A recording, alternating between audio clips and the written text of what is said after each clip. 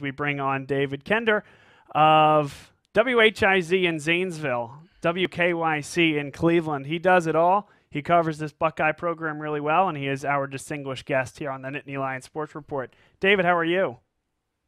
Hey, guys. How's it going? I'm doing great. To talk with you, after the way the games went the last two seasons with 1-point wins for the guys in Scarlet and Gray, I didn't know if you want to talk to me ever again, but, I'm glad to be here with you. Well, we're happy to have you, David. You did a great job on the show last time, and all is love in this sport. I tell you what, college football, what's so great about it is you can bash heads in for 3.5 hours. Well, maybe that's not the beautiful part. I wish these games were 3 hours. That's for another time. But 3.5 hours and shake hands after it's all said and done. Absolutely. And let me just say, I went to the game last year. It was my first time ever going to Beaver Stadium. And I had heard horror stories about how visiting fans got treated there. And it was not the case for me at all. I had a great time. Everyone there was super nice, and it was an unbelievable atmosphere, unbelievable game. And none of the rumors I heard about mean old Penn State fans were true at all. And no one could have been nicer. It was unbelievable. Well, I am certainly glad to hear that. So this time, Penn State travels out to Columbus. Break down that atmosphere a little bit. If there are folks listening here that are about to get on a flight and head out to Columbus for the first time, what's a game at the Shoe like? Well, obviously I'm a little biased, but it's my favorite stadium in the entire country. It's old, it's historic, but it still has some of the newer touches to it. It doesn't feel like it's crumbling. It's humongous, it's loud, it's intimidating, it's a lot of fun, and it's going to be filled with fans who are hungry to see maybe an exciting game for once this year, because they've seen a whole lot of duds this season, a whole lot of games that we thought were going to be exciting and turned out to not be the case. So not saying Buckeye fans want to see a close game, but they've been kind of he's too pumped about with close games because there's been a lot of blowouts and a lot of games where the stadium's empty heading into the fourth quarter. So maybe a chance to actually get a ruckus environment for once this season. Hey, David, this is Tyler. Quick question in regards to that. You're talking about putting together maybe a closer game for the fans. Something that caught a lot of people's attention here, at least, I'm sure probably in Columbus too, was J.K. Dobbins' comments after the game against Rutgers. I believe the question along the lines was, are you ready to play like a 4-quarter game or something like that, a full game, because he hasn't really played a full game this year. And he said, well, why does it have to be 4 quarters? Ohio State's been steamrolling everybody. If the game comes down to the fourth quarter like the last 3 games have, obviously it looks like it might be a little different this year based upon Vegas and what we've seen in the recent weeks. But one thing's for certain, the last 3 games have lived up to the hype, all decided by 3 points or less in one direction or the other. So if this game does go the distance, Penn State appears, based on their schedule, have had a lot more closer games and have been tested more than Ohio State has. In the case that it comes down to, one possession game either way in the fourth quarter, how do you see it playing out for Ohio State? Well, yeah, that's a fair point. I mean, if it does come down to a final drive or something like that, Penn State has that experience. They've done that this season, whereas Ohio State really hasn't. And when I saw the lines come out on Monday, and I think it started at 18 and now it's gone up to 19, I was stunned. I couldn't believe it was that high. I really don't see it being that kind of game. I see it being a much closer game.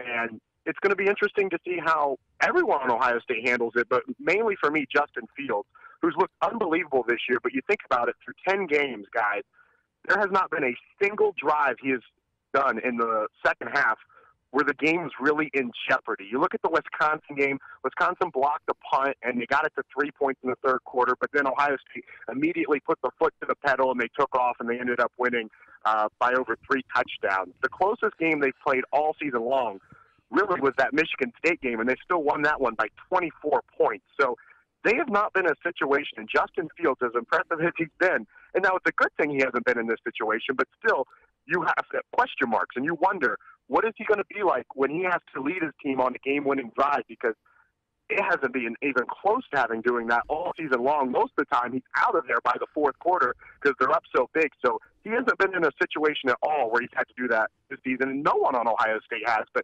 him in particular, I'm really interested to see the first time he has to go out there and lead the team down the field, what that's going to look like. Because We just haven't seen it from the Buckeyes this year. Now that's a good problem to have, Right. but it's still a question mark. Right. No, for sure. I mean, Ohio State has been so dominant that these guys haven't had to play in the fourth quarter. But you have to think eventually, assuming you get past Penn State, then you have Michigan, and then you're gearing up for the Big Ten championship, college football semi, and national championship. That time's definitely going to come for Justin Fields for Ohio State. Just a matter of time and who that is against. Not a bad problem to have at this point in the season, though, to never play a close game. And to be honest with you, David, it seems like right now you guys are pretty healthy. For the most part, I'm hearing that Cooper D-End, I don't know if he's out for the season or out for the game, but outside of that, it seems like it's a pretty healthy team going into Saturday's game. Yeah, for the most part, everyone's really healthy, and that's really kind of in part because a lot of these starters haven't had to play 4 quarters. I mean, if you're only going out there and you're playing 2.5 quarters, you're taking less snaps, so you're going to be a lot more healthy. So, yeah, for the most part, Ohio State's a really healthy team, and you're also going to get a well-rested Chase Young who hasn't played at all the last 2 weeks and is going to be coming off essentially a 2-week bye for him. So he's going to be in tip-top shape and ready to get back out on the field. And it's going to be a tough day to be a Penn State tackle, I would imagine, with lining up against him. Yeah, for sure. I wouldn't be surprised if Penn State hedges them a lot with a tight end. I mean, Penn State has really good tight ends in Freiermuth and Bowers. And, I mean, I don't even know how many NFL offensive tackles can handle Chase Young. He's a total animal. You're going to have to try to have a running back with him or double team him or something or run away from him because, I mean, the numbers he put up in the first 8 games of the season, I know we were probably going to get to it later, but it was a real shame to see him sit out those two games because I thought he had a really, really good chance to not only go to New York City but maybe be Heisman winner. And, I mean, I think those chances of winning it are completely gone. They might let him go to New York City and sit on the stage, but I think missing those 2 games takes them out of the Heisman conversation there. Yeah, I would agree with that, especially playing Maryland and Rutgers. That could pad anybody's stats. Exactly. Now the defense for Ohio State, much improved this year. Obviously, the offense has always been successful there, and Ryan Day hasn't missed a beat. The defense is what's catching a lot of people's eyes, and the improvement there. I know the secondary is very good. We all know about Chase Young. It seems like the weak spot might be the linebacker group. They mentioned whether it's speed with Borland or Warner. Where if you could pinpoint a weakness on defense, where exactly is it? It probably would be the linebackers, but I don't think it's because the linebackers are bad. I think it's just because the secondary and the defensive line is that good. And even if the linebackers aren't the best unit on the team, they're worlds improved from where they were last season. If you guys remember, the linebacking core for Ohio State last year was atrocious, and really the defense overall. I mean, they gave up last year alone the longest rush play in Ohio State history and the longest pass play in Ohio State history. And you guys should remember the pass one because it was the 93-yarder that McSorley threw against the Buckeyes last year in Happy Valley. So historically bad Ohio State defense last season. Through 10 games this year, they've given up 98 points. Through 10 games last year, they gave up 220 points, so more than double what they've given up this season. It's been unbelievable to see how much they've stepped up and really improved this year. I mean, last year they were taking horrible angles and just getting beat and giving up long plays every single game. This year, a world's better, and I think the linebacking core, like I said, probably the weakest of the 3 of those units, but still has stepped up big time from what they were doing last year. David Kender is on with us here on the Nittany Lions Sports Report from WHIZ in Zanesville, WKYC in Cleveland. All right, so yes, you mentioned that this defense was historically bad in the last year. Now it's on the verge of historically good. Yes, there is some attrition from player to player, people going to the NFL, new talent coming in. I see one key difference from this team last year, David, and that is Urban Meyer no longer being there and Ryan Day taking over. What I can't do is assign the actual value to that and what Ryan Day has been worth. We're going to ask you that question. Yeah, and I guess Ohio State fans have been really spoiled with first-year head coaches because you look back, Urban Meyer's first year, they went 12-0. Now, they weren't eligible to play in the postseason, but they still went 12-0, and they gave themselves those mythical national championship rings to wear around. But he went 12-0 his first year, and now so far, if you combine what Ryan Day did last year as the interim head coach, winning his first 3, now he's won his first 10. So he started as head coach at Ohio State as 13-0. You've been kind of spoiled with what Buckeye coaches have done in their first season. When I look at Ryan Day and Urban Meyer, and I kind of compare the two and where I see the differences, Urban Meyer would go in with his game plan, and it seemed like even if that game plan wasn't working, we were still going to do it because in his mind, Ohio State had better athletes than just about anyone they went up against week in and week out. So if you just run it long enough, that game plan is going to work, something's going to break, and the Buckeyes are going to win. And 99% of the time that happened, and they did get the victory. They got caught, though, a couple of times, like when they went to Purdue and when they went to Iowa City, and they got upset by those teams where the game plan just wasn't working. And Urban Meyer, I don't know if it was stubbornness or what it was, just would not go away from that. Ryan Day is almost the exact opposite, where you see they'll run something, and if it doesn't work or if he doesn't like how it is, they won't even wait till halftime to make the adjustments. They'll make the adjustments in-game during the first half. They'll correct what needs to be corrected, and they'll get it taken care of. And you've seen it through 10 games now where they're pretty much have blown everybody out. It's crazy to say, but Ryan Day, I mean, much better at making in-game adjustments than Urban Meyer. And I mean, it's ridiculous to say because Urban Meyer, Hall of Famer, 3 national championships, and Ryan Day's just in his first year. But at least through these 10 games, he has done an unbelievable job at making changes and doing what he has to do and not being stubborn, not putting his foot down and saying, no, we're going to run it like this, doing the changes that need to be made to get the victory and in most cases get the blowout. This is why we have you on, David. I mean, that is the type of answer I was looking for. Take a stand, my friend. No, and that is very telling, everything you just said there. Yeah. And I've been very impressed with Ryan Day as well. Everyone in Columbus still loves Urban Meyer and everything he did. It was just sometimes he got an idea in his head and he wanted to run a system and he wasn't going to change it. I mean, he had J.T. Barrett for all those years, and no matter what, he was going to run J.T. Barrett, and he was going to, even if that meant hurting the running backs, he was going to take away carries from Ezekiel Elliott, and he was going to let J.T. Barrett run the football because that's what his game plan was, and it didn't matter if J.T. Barrett couldn't run the ball or if J.T. Barrett was banged up. Barrett was his guy, and he was going to run the ball even if he had Ezekiel Elliott or Curtis Samuel back there, and it didn't really matter. Ryan Day, on the other hand, I mean, whoever's the hot hand, he's going to let it ride with them, and he's going to make his in-game changes. So it's been fun to see him sort of take over. And you kind of saw a little bit of it in those 3 games last year when he was the interim head coach. Now, obviously, Urban Meyer was still there, and he was at practice. He was looking over his shoulder every single day, so Ryan Day couldn't truly be himself. But you saw it a little bit, and now that he can fully be the head coach he wants to be, you're seeing it on full display.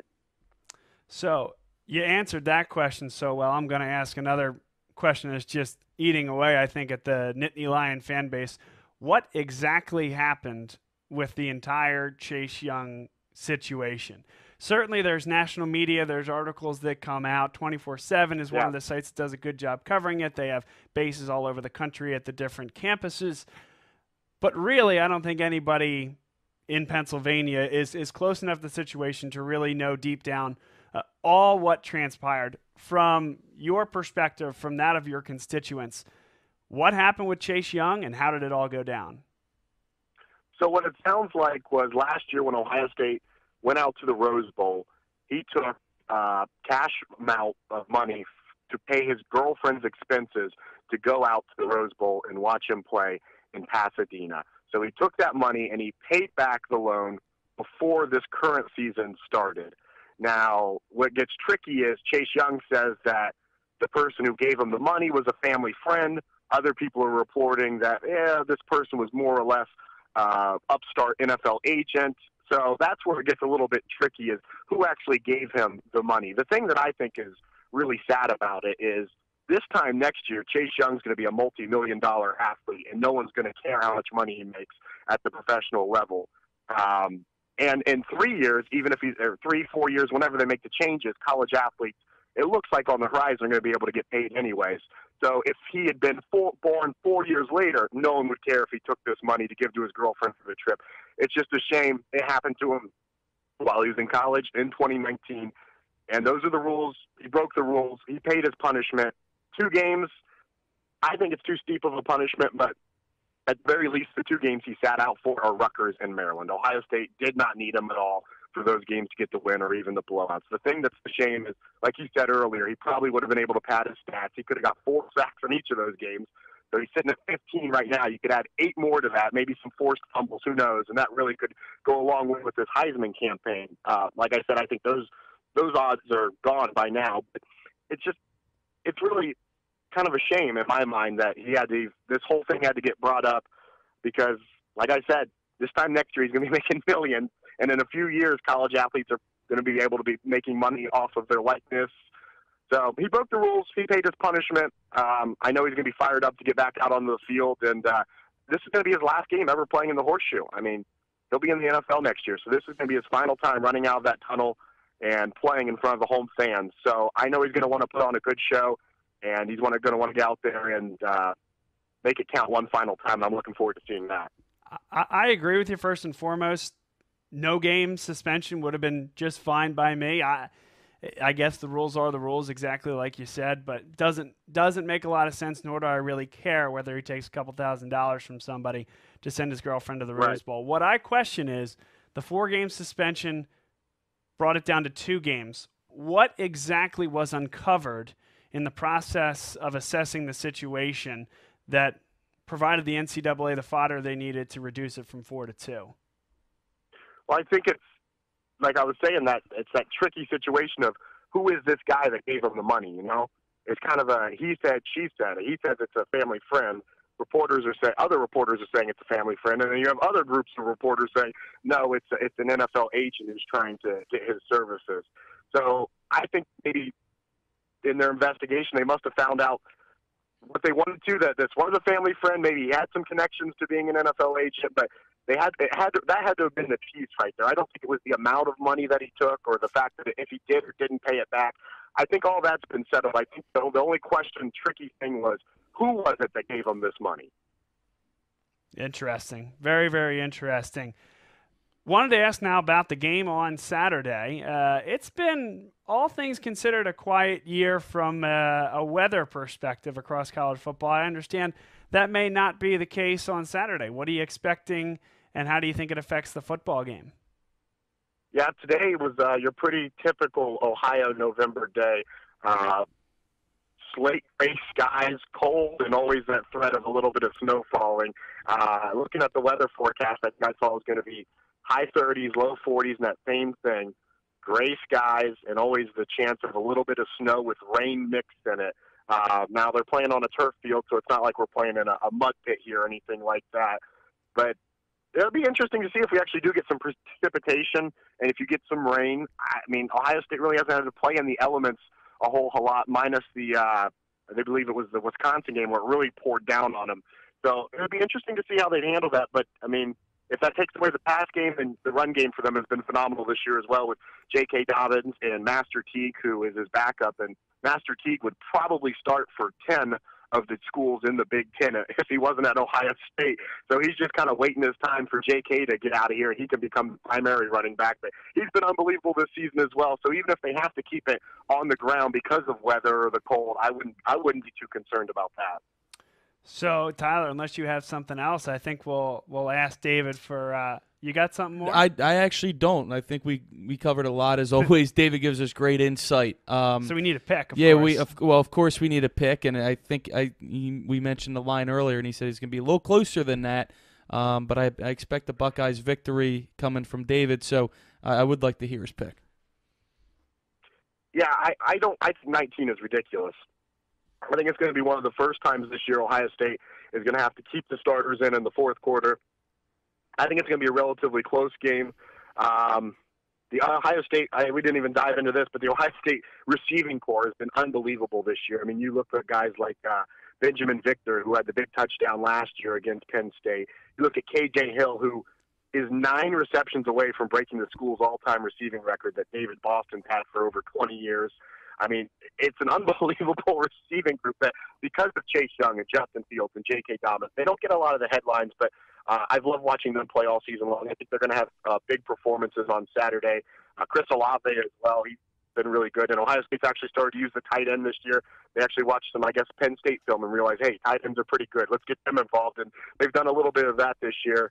So all that being said, My final score prediction for the game, I think Buckeyes win, but I think Penn State covers the spread. I'm going to go final score 31-21 Ohio State in the shoe. Buckeyes move to 11-0 and then move on to the big game with Michigan. Okay, fair pick, fair pick. David Kinder with us here from WKYC, WHIZ, Cleveland and Zanesville, respectively. Now, I thought we were going to let you go, and we will shortly, but I have one more prediction to ask you, and this might be even more important than the game. We have 2 pregame shows coming to Columbus, Ohio this weekend. 3. We have 3 pregame shows. Big Ten's going to be there, too. BTN tailgate? No kidding. Well, let's talk about... Yeah, you're going to have all 3 of Game Day, BTN, and the big Fox Noon pregame show. They're all going to be there, and they're all going to be within like 200 yards of each other. That's unbelievable. So, what do the logistics look like that for each of those? But more importantly, is Urban Meyer bringing the bigger crowds to Big Noon kickoff, or does College Game Day continue to carry the day? Man, that is a great – that's way more important than the score prediction question. That is a great one. I saw a map of where they're all going to be. So College Game Day is going to be near St. John Arena, which is the old basketball arena, which is north of the stadium. So I imagine they'll have the backdrop facing the south so that you'll see the old entrance to the shoe, the big archway, the iconic archway. So I imagine that would be their backdrop there. Then the Fox pregame show and the Big Ten one are going to be near the south east tower where the Victory Bell is, so close to like the student section there, and they're both going to be set up there. And then I think for the second hour of the Fox show, they move it inside the stadium, so that 11 to noon hour, they're going to actually be in the shoe doing their show. That is a fantastic question, though, because College Game Day has such a long history of being in Columbus. I think this is their 19th time coming to Columbus, which is the most all time. You see it every week. They show the very first time Lee Corso put on a mascot head, it was Brutus Buckeyes back in the 90s. Yes, so it was. College Game Day is so tied in with Ohio State, and people always flock to go see the show there, and they do such a great job with it. But I would venture to say Urban Meyer in the Fox pregame show would outdraw them in this one specific case because I think he's been phenomenal on the show. He was so buttoned up when he was a head coach, and he didn't say anything besides what was in the press notes, and he never really wanted to give a soundbite. But I watch him on the Fox shows, and he's like a completely different person now. He's funny, he's insightful, he's giving his true opinions on things, and you factor that with the fact that he's the former Buckeye coach. I would assume he would have a bigger crowd around his desk than they're going to have over at the four-letter network a few hundred yards away. Well, I tell you what, in the studio here, we actually have 2 TVs out in the main room there, and we are going to be watching both shows on Saturday morning and giving our grades, so to speak. I am excited to see both, see what they're talking about, and see which one brings the noise from Columbus, Ohio. Yeah, I think the Big Ten Network's one's going to have to pay people to show up to theirs, though, 'cause I don't know who's going to willingly choose to ignore Lee Corso and Urban Meyer to go to the Big Ten Network one. So they might have to give out some free stuff just to get people to hang out for a little bit there. That is great. David Kinder with us here answering the important questions leading up to Penn State, Ohio State, a distinguished guest, an honorary guest of ours. That we really appreciate you making the time for us here, becoming a good friend of the show from out there in Ohio, and hopefully we can do this again next year. Yeah, what's your guys' score prediction? Wow. I think Penn State's going to cover as well. I think 19-18, whatever you want to call it, it's very steep. Just based off the last couple of years, the way these games have gone. Last time Penn State won, actually, they were heavy underdogs at home. In 2016, the block kick, everybody knows the story there. And then, the last 2 years, Penn State, us fans, were very confident going into those games, and we lost both by 1 point in devastating fashion. But I think, David, I'm right there kind of with you in that 10-point area, but I'm going to go 14. I actually think it's going to be 35-21 Ohio State.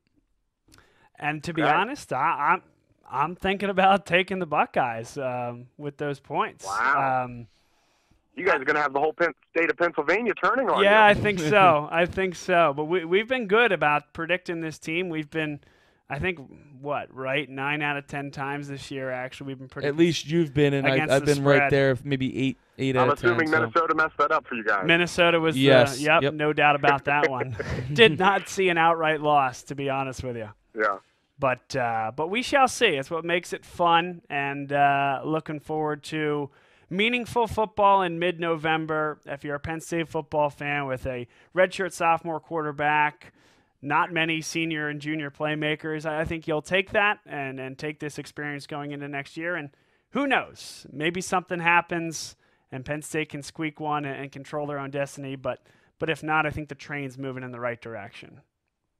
Yeah, absolutely. I'm just excited to see a matchup between two top-notch Big Ten programs, and just happy to see good teams ranked at the top in the Big Ten. It's always good to see the Big Ten Conference represented well. No doubt about that. All right, David, thank you so much for the time. Sorry to keep you, and we will talk soon. Enjoy the game on Saturday. Yeah, no problem, guys. Look for me in the stands. I'll be the one wearing scarlet. You got it. All right. Good night, All right, David. take care, guys. Talk to you later. See you. Thank you. Bye-bye.